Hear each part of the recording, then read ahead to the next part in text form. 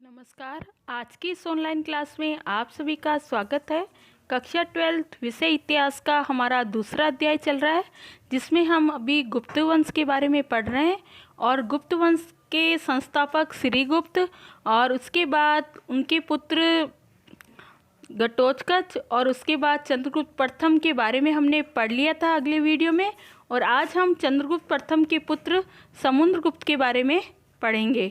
समुद्रगुप्त जिसका शासनकाल 335 ईस्वी से 375 ईस्वी तक का रहा। समुद्रगुप्त प्रथम के बाद चंद्रगुप्त प्रथम के बाद उसका पुत्र समुद्रगुप्त शासक बना और उसके समय में गुप्त साम्राज्य का सबसे अधिक विस्तार हुआ। समुद्रगुप्त की सामरिक विजयों का जो विवरण है वो हमें हरिसेन की जो प्रयाग प्रस्तुति है उसमें मिलता है। समुद्रगुप्त के बारे में जो भी जानकारी है वो हमें हरिसेन का जो प्रयाग प्रस्तुति अभिलेख है उसमें हमें समुद्रगुप्त के बारे में जानकारी मिलती है कि किस तरह समुद्रगुप्त ने पूरे भारत पर विजय प्राप्त करके और भारत को एक राजनीतिक एकता प्रदान की थी। इस परिस्थिति में चंद्रगुप्त प्रथम द्वारा समुद्रगुप्त की जो उसे उत्तराधिकार दिया गया था उसका हमें वर्णन मिलता है। और इसके अलावा समुद्रगुप्त ने अपनी विजयों के उपरांत अश्वमेध यज्ञ किया था और इसकी जानकारी हमें उसके जो सिक्के हैं और उसके उत्तराधिकारियों के द्वारा लिखे हुए जो अभिलेख है उनसे हमें समुद्रगुप्त के द्वारा अश्वमेध यज्ञ किए जाने की जानकारी मिलती है। यानी समुद्रगुप्त एक विजेता होने के साथ साथ एक अच्छा धर्म प्रेमी शासक था और इसलिए उसने अपनी जो विजय थी, अपना जो साम्राज्य विस्तार था उसके उपरांत उसने अश्वमेध यज्ञ भी किया और उसकी जानकारी हमें समुद्रगुप्त के सिक्कों पर जो अश्वमेध यज्ञ के जो चित्र है उससे हमें इसकी जानकारी मिलती है। और इसके अलावा समुद्रगुप्त के जो सिक्के हैं उस पर अप्रतिरत, व्याध, पराक्रम जैसी उपाधियों का भी वर्णन मिलता है जो उसके गौरवमय जीवन चरित्र की प्रस्तुति करते हैं। ये जो उसकी उपाधियां हैं मतलब ये कि सिंह के समान और वो पराक्रमी शासक था, तो इस प्रकार उसकी उपाधियों से उसके गौरवमय जीवन की जानकारी हमें मिलती है। इसके बाद उसके बारे में जो प्रमुख विशेष जानकारी है वो हमें प्रयाग स्तंभ अभिलेख से मिलती है। तो हम पहले प्रयाग स्तंभ अभिलेख के बारे में जानकारी प्राप्त करते हैं। प्रयाग स्तंभ अभिलेख जो इलाहाबाद उत्तर प्रदेश में विद्यमान है। यानी आपसे ये प्रश्न पूछा जा सकता है कि जो प्रयाग प्रस्तुति जो स्तंभ लेख है, जो अभिलेख है, वो वर्तमान में कहाँ उपलब्ध है? यानी उत्तर प्रदेश के इलाहाबाद जिले में। गुप्त काल का ये एक महत्वपूर्ण ऐतिहासिक स्रोत है, यानी गुप्त काल की जानकारी का एक प्रमुख स्रोत है प्रयाग स्तंभ लेख, जिसमें समुद्रगुप्त के राज्याभिषेक और उसकी विजय और उसके व्यक्तित्व के बारे में जो है हमें जानकारी मिलती है। इसके अलावा उसके कई अधिकारियों की पद और नामों का भी उल्लेख हमें इस अभिलेख में मिलता है। अलंकारिक संस्कृत भाषा, ब्राह्मी लिपि और चंपू शैली तत्कालिक समृद्ध साहित्य के प्रगति के प्रतीक है। प्रयाग प्रस्तुति में समुद्रगुप्त को कविराज, गायन और संगीत में दक्ष तथा गुरु तुमरु व नारद को लज्जित करने वाला और लाखों गायों का दानी और उच्च कोटि का विद्वान और विद्या का संरक्षक और धर्म का प्राचीर कहा गया है। यानी जो प्रयाग स्तंभ लेख है उसमें समुद्रगुप्त को इन विभिन्न उपाधियों से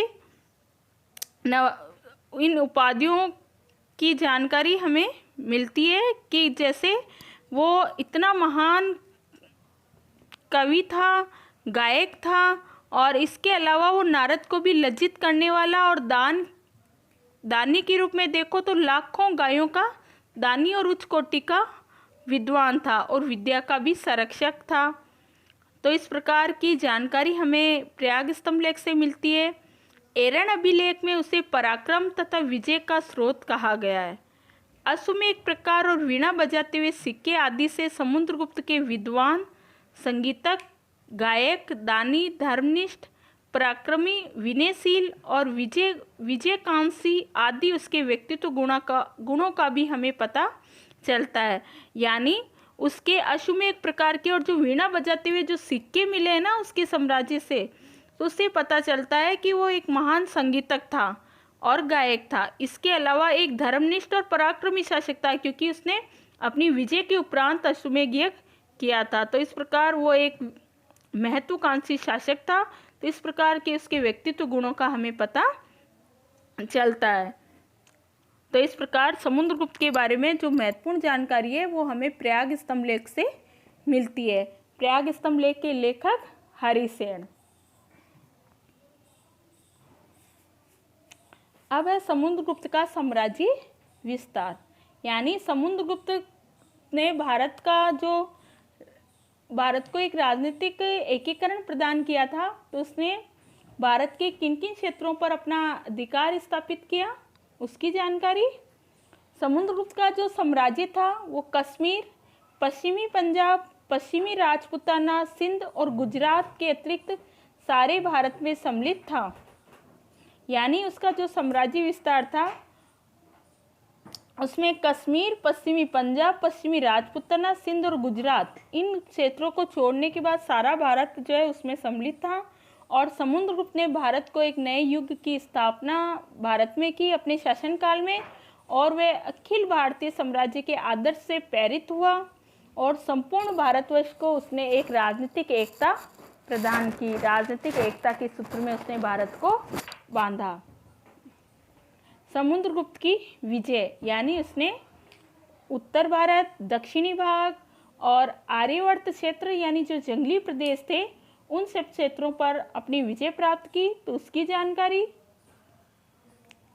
समुद्रगुप्त ने उत्तर भारत के जो 9 शासक थे जिसमें कुछ प्रमुख नाम आ रखे हैं, अच्युत, नागसेन और गणपति नाग आदि को पराजित कर और उन पर प्रत्यक्ष शासन स्थापित किया।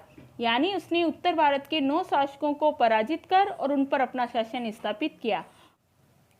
समुद्रगुप्त ने दक्षिणी भारत के 12 शासकों को पराजित कर और ग्रहण मौसानुग्रह की नीति अपनाई। अर्थात ग्रहण यानी शत्रु पर अधिकार करना, मोक्ष यानी शत्रु को वापस मुक्त कर देना, और अनुग्रह का अर्थ है राज्य लौटाकर शत्रु पर दया करना की नीति उसने अपनाई। तो समुद्रगुप्त की जो दक्षिणी भारत पर जो विजय थी, उसने दक्षिणी भारत के 12 शासकों को पराजित किया और उनका राज्य ग्रहण भी किया, लेकिन उन्हें वापस वो राज्य लौटाकर उन पर दया कर दी। और उसके बाद कालिदास जो लेखक थे उन्होंने दक्षिण पथ की विजय को कालिदास ने धर्म विजय की संज्ञा दी। गणतंत्रीय राज्यों में उसने सर्वकरण दान, आज्ञाकरण और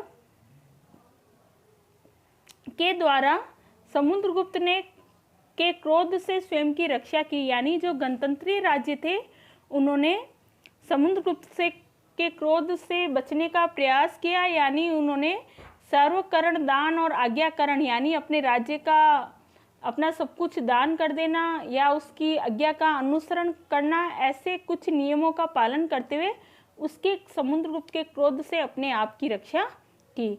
इसके अलावा जो विदेशी शासक थे, जैसे आपको पहले मैंने बता दिया था कि जो मौर्योत्तर काल था उसमें कुछ भारतीय शासकों ने और कुछ विदेशी शासकों ने उस मौर्योत्तर काल में शासन किया था। यानी मौर्यों के पतन और गुप्त शासकों के आगमन से पहले का जो बीच का जो काल है वो मौर्योत्तर काल है।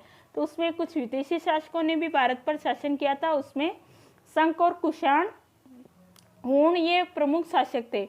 तो उन्हीं शंख, कुषाण तथा मुक्तन आदि शासकों ने समुद्रगुप्त की अधीनता स्वीकार करने के लिए 3 विधियां अपनाई। पहली विधि थी आत्मनिवेदन विधि, जिसके अनुसार सम्राट के सामने स्वयं वो हाजिर होना, स्वयं को हाजिर करना। ठीक है। फिर है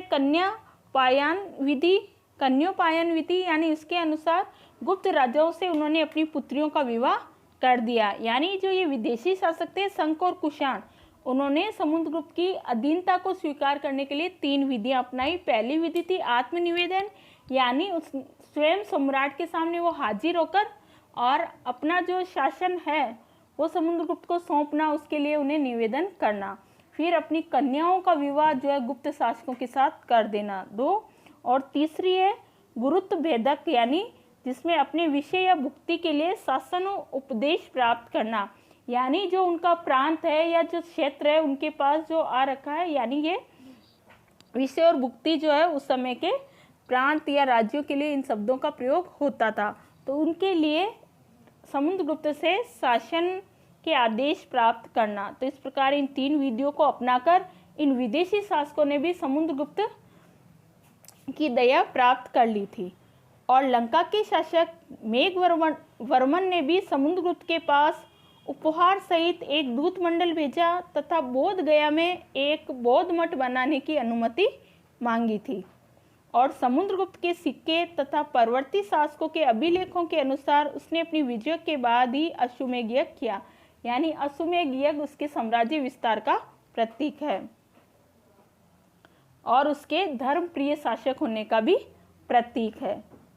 समुद्रगुप्त के सिक्कों पर उसके व्याध पराक्रम, अप्रतिरथ और पराक्रम आदि से उसको विभूषित किया गया था, यानी ये उसकी जो उपाधियां हैं वो उसके गौरवशाली चरित्र को प्रदर्शित करती है। समुद्रगुप्त की विजय का जो उद्देश्य था वो धरणीबंध यानी प्रयाग प्रस्तुति के अनुसार आर्यवर्त यानी उत्तर भारत की विजय,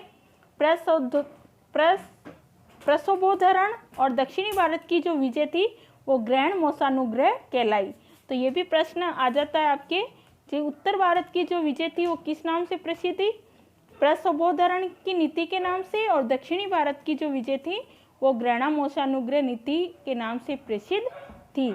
और इसके अलावा समुद्रगुप्त ने आवंटिक जो प्रदेश थे उन शासकों पर भी विजय प्राप्त की।